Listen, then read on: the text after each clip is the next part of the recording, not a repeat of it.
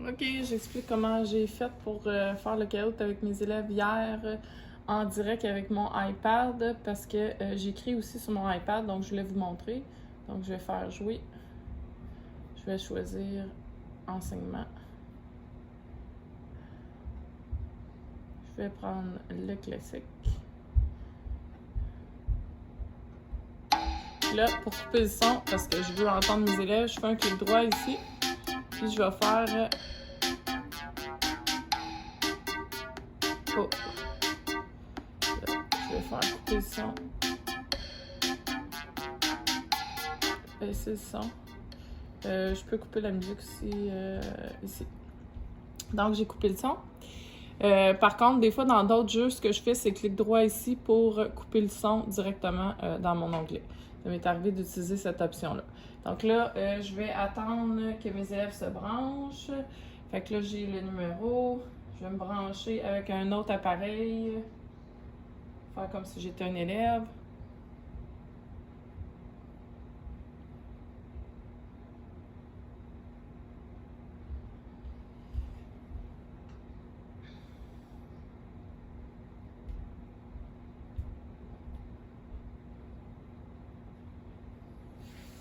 Donc voilà. Là, ce que je ne vous ai pas montré, c'est que dans le fond, je projette mon écran sur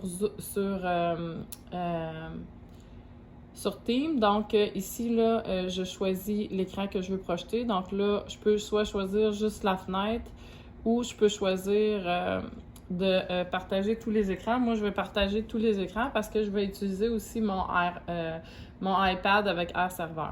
Donc, je m'en vais ici. Donc là, mon écran est partagé avec mes élèves. Là, quand le jeu, je vais débuter le jeu, donc je vais vous montrer là, comment je vais faire pour utiliser mon iPad. En fait, au préalable, avant mon cours, j'ouvre Air Server. C'est un petit logiciel que j'ai fait installer. C'est sûr qu'il est payant, mais il n'est pas très cher. Donc, je fais oui, j'ouvre Air Server. Puis là, sur mon iPad, je vais pouvoir projeter mon iPad avec Air Server sur mon ordinateur. Donc, je fais recopier.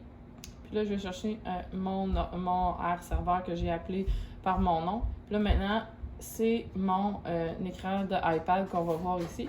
Donc là, dans le fond, ce que je fais, c'est que j'ouvre Notability. Je me prends une feuille blanche, puis je vais pouvoir faire expliquer les démarches à mes élèves avec mon iPad puis mon crayon. Donc là, cette fenêtre-là, pour le moment, je vais la mettre...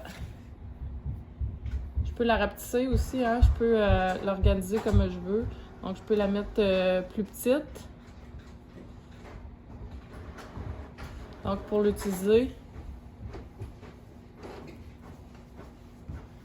Donc, je vais débuter la partie.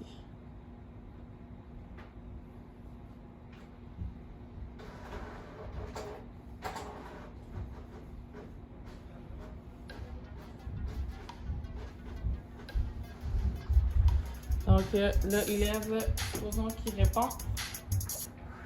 Donc là, j'ai juste un élève. Donc, moi, ce que je fais ensuite, c'est que j'affiche ici.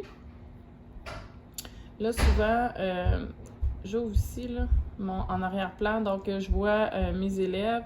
J'essaie d'ouvrir le chat aussi.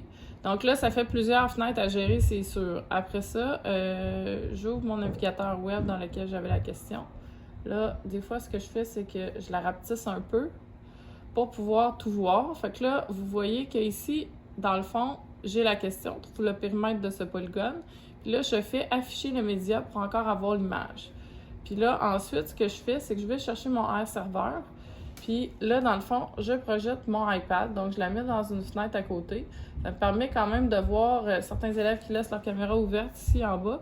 Puis là, ici, avec mon iPad, je peux donner l'explication. Donc, je peux dire que si le côté mesurait 4,36 puis que je voulais faire le périmètre de ça, donc je vais faire fois le nombre de côtés. Puis là, je pourrais à la limite prendre aussi ma calculatrice pour calculer combien ça fait 4,36 fois mon nombre de côtés.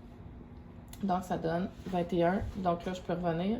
Ce qu'on peut faire aussi, là, je rappelle qu'on peut partager son écran. Hein? Donc, je pourrais prendre ma calculatrice, garder mon doigt dessus, puis la déplacer ici sur le côté.